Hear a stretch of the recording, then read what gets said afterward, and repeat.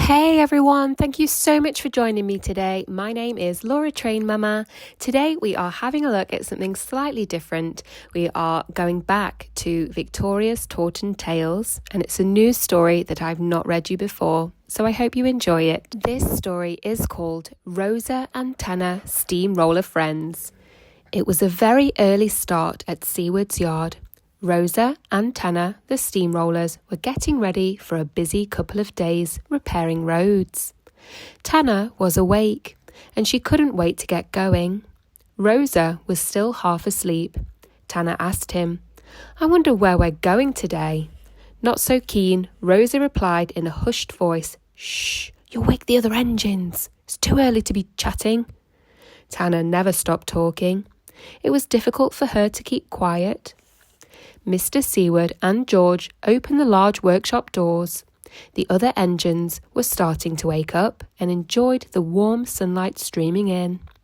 "Good morning, everyone," said Mr. Seward. "Morning," all the engines replied, some more sleepily than others. George lit Rosa and Tanner's fires with wood and made sure that they had plenty of coal in their bunkers and water in their tenders. Mr. Seward polished their paint and brass, making them lovely and clean, ready to go out on the road. Before long, with wood burning well, George put coal on their fires. Tanner excitedly asked George, "Where are we going?" "To Durford Village, for a couple of days to sort out all the potholes in the road and make it nice and smooth and better to drive on," he replied. "Durford? Where's that?" Tanner asked with a nervous look on her face. "Don't you worry," George said kindly. "We'll make sure you go the right way." Going away for a couple of days meant they needed to take their living van for the engine crews to sleep in and make their tea. Tanner was hitched up to the living van and Rosa to the trailer, loaded with all their tools and equipment. George and his mate Bob were the crew on Tanner, while Mr. Seward and James climbed aboard Rosa. "It's time to go. Are you ready?" George asked Rosa and Tanner. "Yes," they both replied and gave a peep, peep on their whistles to say goodbye. Mrs. Seward came out of the house with Jess, the dog, to wave them off. Victoria and some of the other engines had gone back to sleep. They woke with a jump at the sound of the whistles. Rosa and Tanner chuffed up the road, Rosa in front to stop Tanner rushing off without him. She always wanted to be out in front saying, "Morning, morning, lovely day," to everyone she saw. Rosa would just smile. The first part of the journey seemed to go by quickly, and they soon needed to stop to fill both engines with water. They were thirsty and needed a good drink. The crews had a cup of tea from their flasks, and then they set off again. Up and down the hills and round the winding roads. Tanner wondered how much further Durford was and asked, "Are we ever going to get there, Rosa?" "Of course we will," said Rosa. "It's a long way to Durford, which is why we're staying there overnight." Both engines enjoyed having nights away. Sometimes they were by the roadside, and other times in a farmyard. It was always an adventure. After a few hours, they arrived in Durford and dropped off the living van in a farmyard before going to the road that needed to be repaired.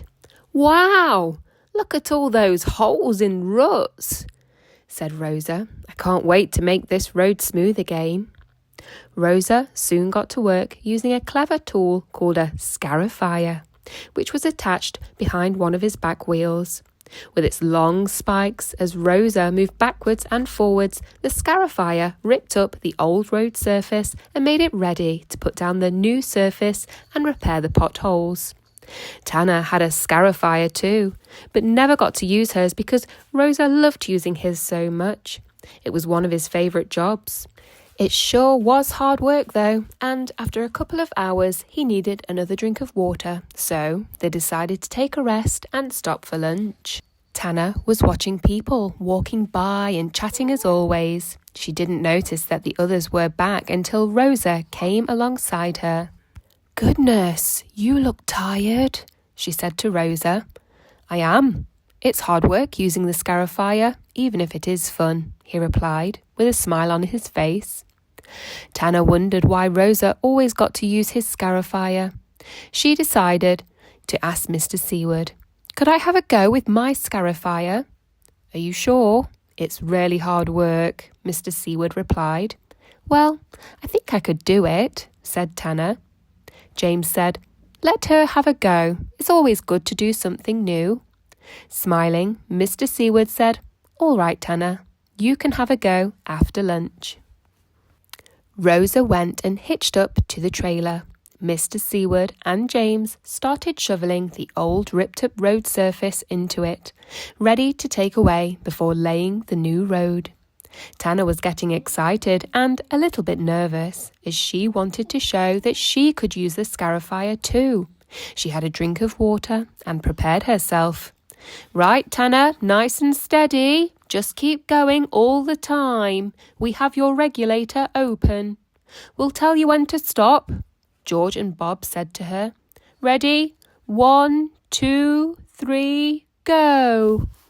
Tanner grit her teeth as George opened her regulator. She went chuff, chuff, but nothing seemed to be happening. George shut her regulator and said, "See how hard it is to do, Tanner?" "Yes," she replied, looking very disappointed. "But I really want to do it." "Let's try again," George said, trying to encourage her. "You have plenty of steam. Ready? 1, 2, 3. But before George could say go, Tanner let out a loud chuff, chuff, chuff. Rosa was shouting, "Come on, Tanner, you can do it. Just one more chuff." Tanner gave one big chuff, and off she went.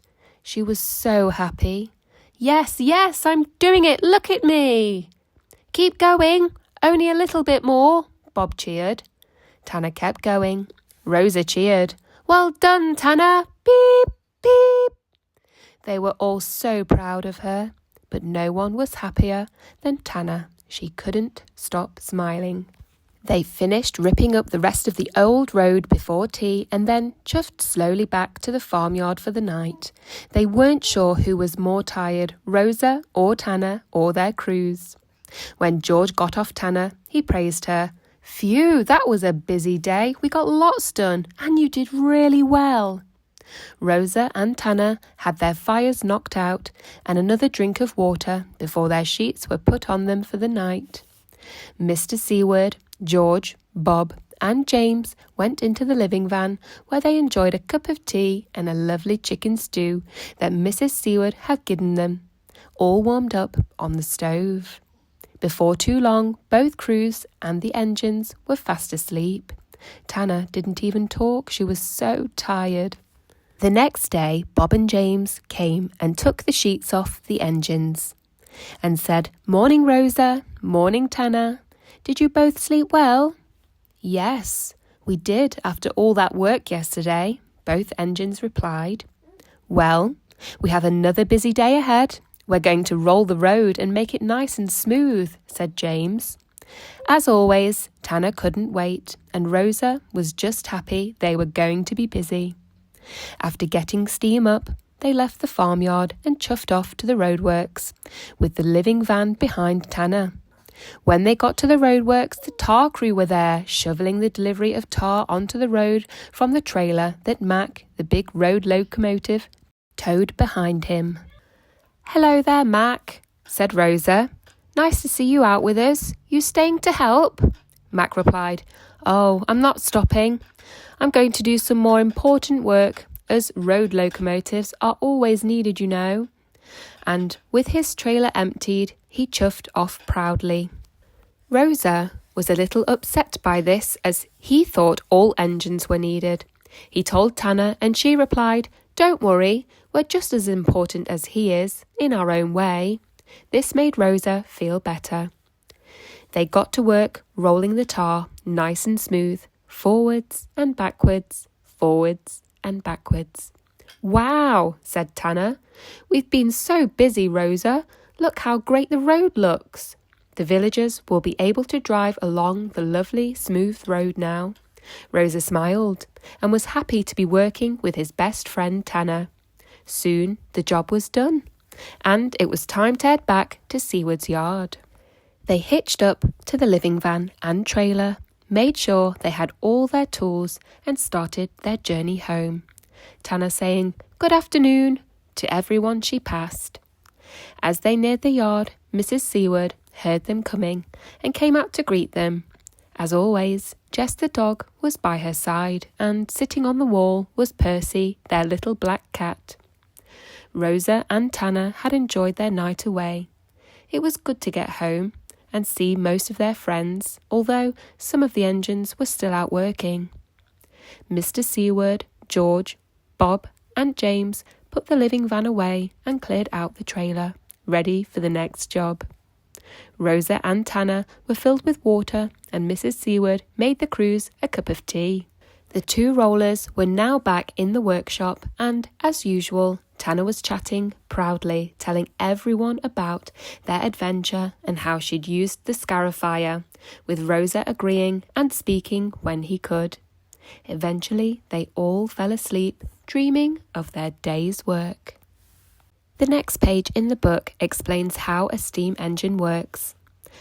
From the left-hand side, you have the exhaust, the smoke and steam, the safety valves, which is the red box, kind of a square shape.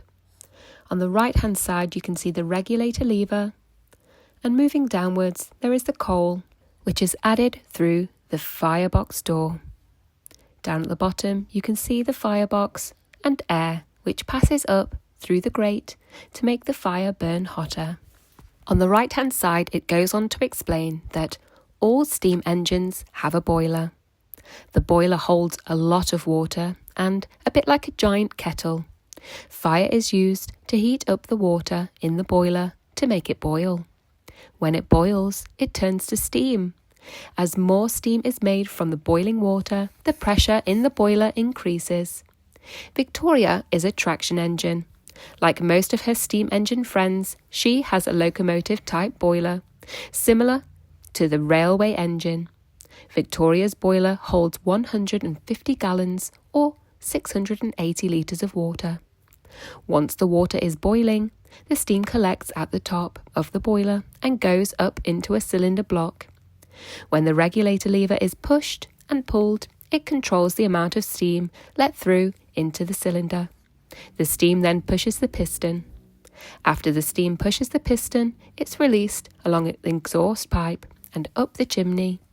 As it rushes up the chimney, it pulls the hot air and the smoke from the fire along the tubes through the boiler, heating up the water and making more steam. The pushing of the piston backwards and forwards turns a crankshaft. On the end of the crankshaft is a flywheel. The flywheel helps the crankshaft keep turning and to be used to drive other machinery by running a belt around it and across to a wheel on another machine. This is how Albert drives a threshing machine in the story of Victoria's Busy Day.